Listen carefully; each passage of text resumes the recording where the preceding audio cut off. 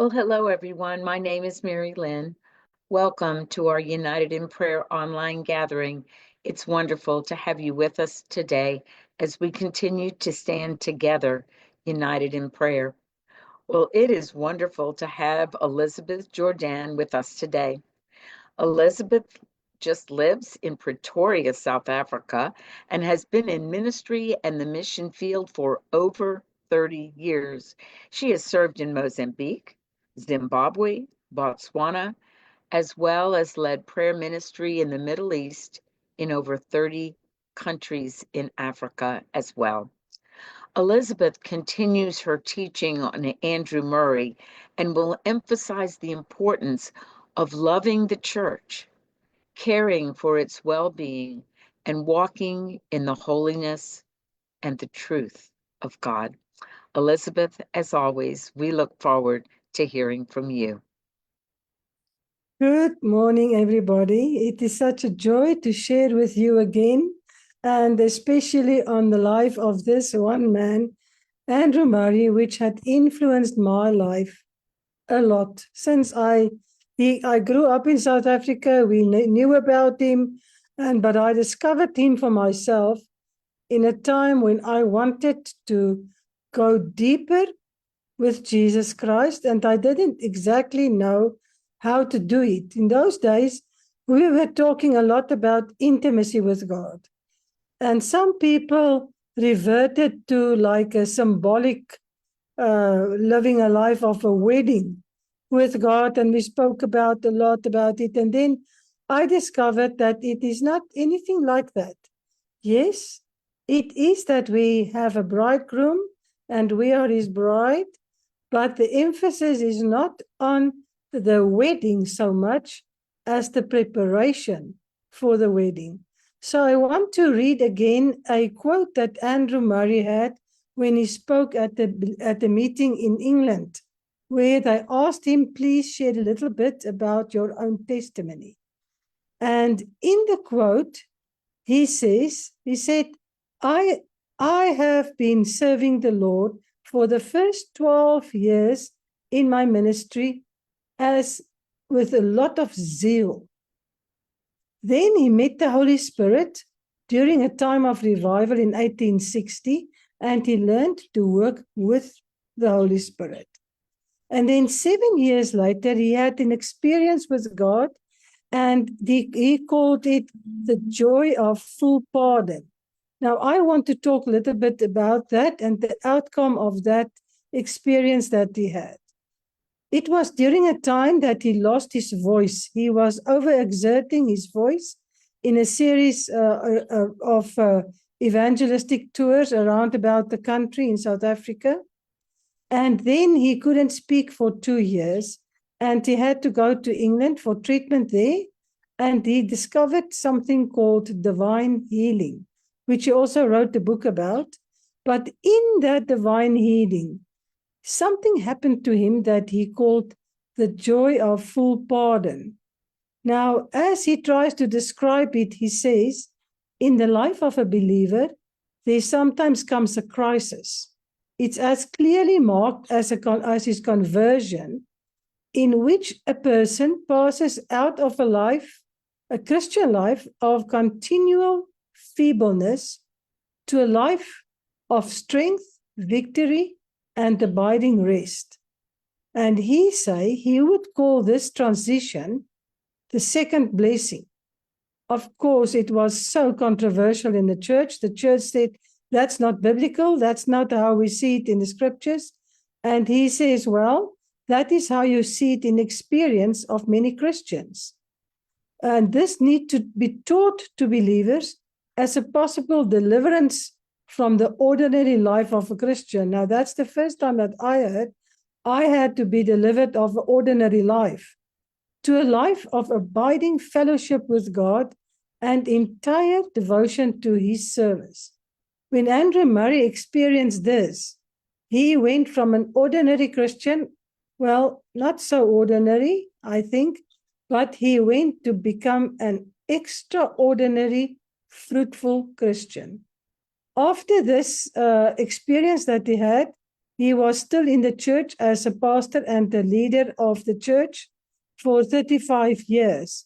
And in those 35 years, he wrote 250 books, and he undertook numerous evangelistic journeys. He became a public speaker in America and England and in Europe, and he's still pastoring a church in South Africa all this time. So he says, I want to explain how I understand it. In the Bible, we read about two covenants. His question is, why did God make two covenants and not just one? Why not three covenants? He says, because there are two covenants with two parties concerned.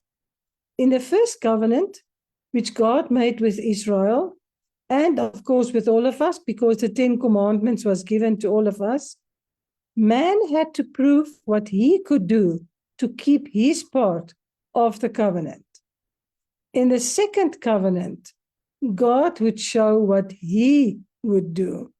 So the first covenant was the time of preparation, and the second covenant was the time of divine fulfillment. Now, luckily, we live in the era of the second covenant, so we should actually understand what Andrew Murray was talking about here.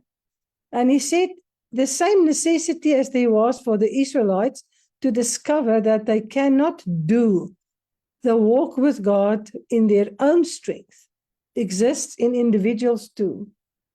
When you're converted, you are a sinner that is made a child of God, but you are still full of ignorance and weakness, and you cannot understand what is wholehearted devotion, the kind that God wants, or what is the full possession that God wants to take of you. So God doesn't want just to become part of your life, he wants to possess your life. Well, in some cases, this transition is a gradual growth and becoming more and more holy or separated unto God. But in the normal experience, a great majority of cases, this healthy growth is not found.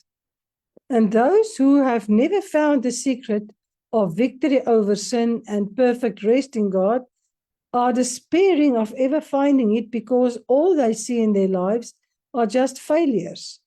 And it is a wonderful help to then learn that it's possible by a single decisive step to bring them into a relationship with Christ, with the Holy Spirit, and with the strength of the Holy Spirit into an entirely new life of total surrender. He says what is needed to help a man to take that very first step is actually very simple. He must see and confess that there are still some wrongness in his life, still some sin, and that the life he's living is not in harmony with God's will. When he sees that, and he sees what the scripture tells we can be, and the promises that Jesus Christ is there to work it in you and to maintain it in you, then he takes courage and says, I want to dare to surrender myself to Christ anew. And then if he confesses all that sin in his life, even as a Christian, and is willing to give it up and yield himself wholly to Christ and his service, then a new life or a new blessing comes into his life, the grace to walk with God as a totally consecrated, fully surrendered Christian. And that is, for lack of a better name, the second blessing. So for us as Christians, we need to hear that there is something that can change our walk with God into a walk of complete joy, complete fellowship with him, and complete rest and peace with God. Not this daily struggle up and down, and then we're here and then we are there. So Andrew Murray says actually what needs to happen, you totally surrender your life to Jesus Christ.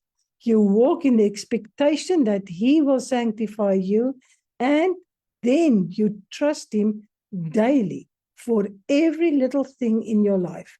You don't try to live it by yourself. You trust him to work something in your life, that you are unable to work yourself and you enter into this place of the new covenant. So let us pray together. Father, we have been longing for this life that Andrew Murray describes, a life of full surrender, a life of full consecration, a life so fruitful, a life of total surrender. And we ask that you take us there, Lord, that you bring us into this kind of fellowship with your Son, Jesus Christ. We long for it, and we want to receive the second blessing. Amen. Amen. And thank you, Elizabeth, for reminding us again through the life and the writings of Andrew Murray that each one of us can make a huge difference in growing the kingdom of God as we have that relationship with God Himself. You know, Andrew's ideas of radical discipleship meant that indeed we should fear and respect God, always reverence His holiness, abide in Christ, and obey His commands to us, which included sharing the gospel. May we each be faithful to fulfill what Jesus asks of us. Well, we will now be breaking into our smaller groups to pray together.